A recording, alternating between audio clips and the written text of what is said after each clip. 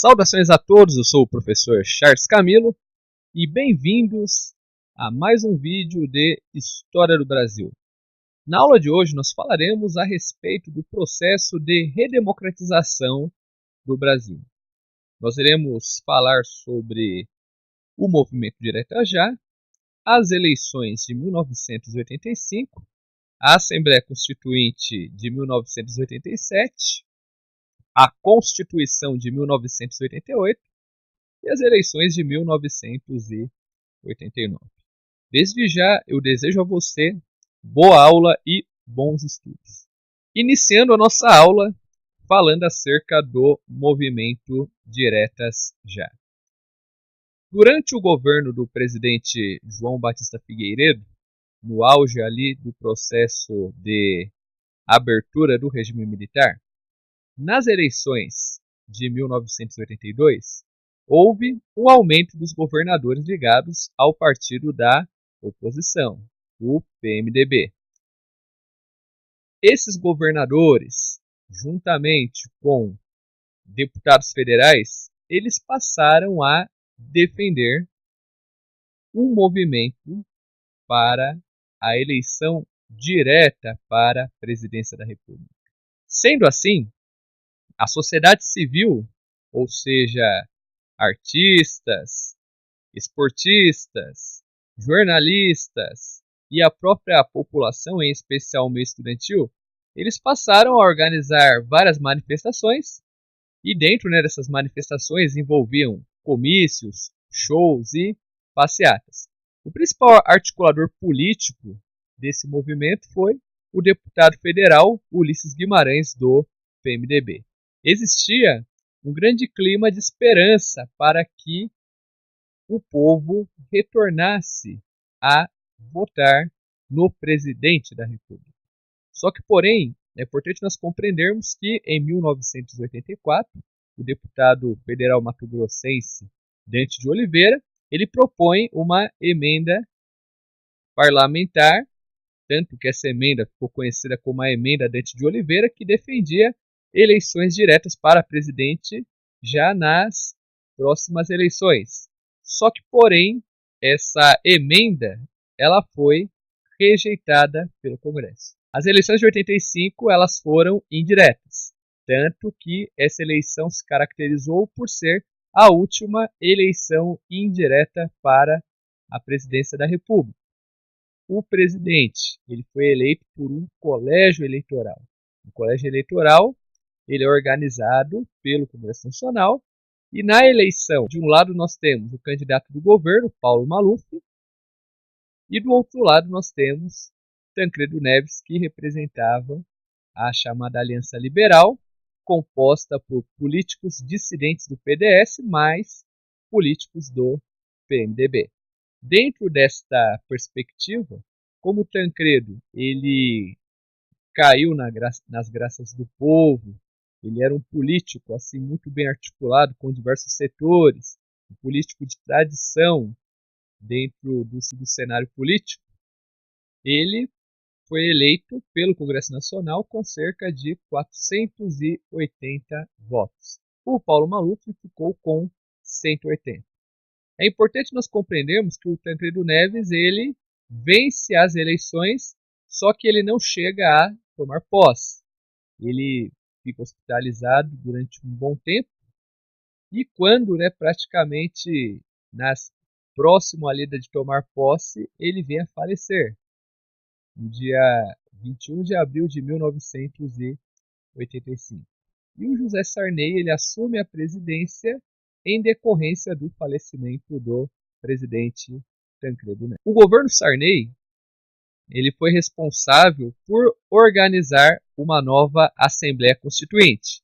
Esta Assembleia Constituinte ela seria responsável por redigir uma nova Constituição para o Brasil, que é a Constituição de 1988, que nós chamamos de Constituição Cidadã. José Sarney ele convoca o Congresso Nacional para que fossem realizadas eleições constituintes e dentro dessa eleição foram eleitos 559 congressistas e essa eleição ela determinou que essa constituinte que foi criada, ela já iria dar sequência para ser, né, no caso, o Congresso Nacional. Porque dentro da perspectiva política, nós podemos ter duas dimensões.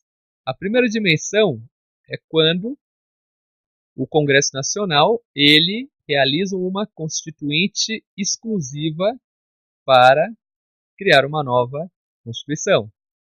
Só que, nesse caso, a proposta foi a realização de um Congresso Constituinte. Esse Congresso Constituinte, o objetivo dele era criar uma nova Constituição, e esse Congresso Constituinte ele iria, né, formar o Congresso Nacional, ele iria dar sequência no mandato legislativo. Ao todo foram eleitos 559 congressistas. O presidente da Assembleia foi eleito o deputado Ulisses Guimarães. O deputado Ulisses Guimarães ele encaminha uma comissão para a criação de uma nova Constituição Federal. Essa nova Constituição, que é a Constituição de 1988, que nós chamamos de Constituição Cidadã, porque ela apresenta as seguintes características. A forma de governo foi mantido o sistema de república federativa, o regime político presidencialismo, as novidades que ela apresenta, principalmente a questão da configuração do racismo como crime inafensável, as eleições diretas e secretas realizadas em 2 turnos, jornada de trabalho determinada por 44 horas semanais, a mídia livre e sem censura, e ela previa ali dentro do seu texto o anteprojeto de reforma agrária, coisa que até hoje é muito debatido dentro do cenário político atual. Outro ponto importantíssimo é justamente a questão do poder que esta Constituição dá para a sociedade civil. É por isso que nós chamamos ela de Constituição Cidadã. Ao todo, ela é composta por 250 artigos. Muitos juristas e cientistas políticos eles consideram a nossa Constituição excessiva demais, ou seja, muito grande, e a partir daí eles percebem, né, uma falta de entendimento por parte dos órgãos jurídicos. Só que é uma Constituição que ela acaba atendendo às necessidades do país e principalmente, né, ela nos dá um poder no qual nós possamos exercermos de fato a democracia representativa. As eleições de 1989, podemos dizer que ela se caracterizou por ser a primeira eleição direta da República Nova. Ela envolveu a participação de todos os partidos políticos. Ela foi realizada em 2 turnos e, no caso, o debate ele ficou ali polarizado entre Luiz Inácio Lula da Silva e Fernando Collor de Mello. Luiz Inácio Lula da Silva ele representava meio que os setores populares, porque o Lula ele teve todo aquele histórico de sindicalismo, de participação nas lutas dos trabalhadores, ele se configurava ali como o candidato do trabalhador. Do outro lado, nós temos Fernando Collor de Mello. Fernando Collor de Mello ele seguia uma dinastia de políticos no estado natal dele, no Alagoas.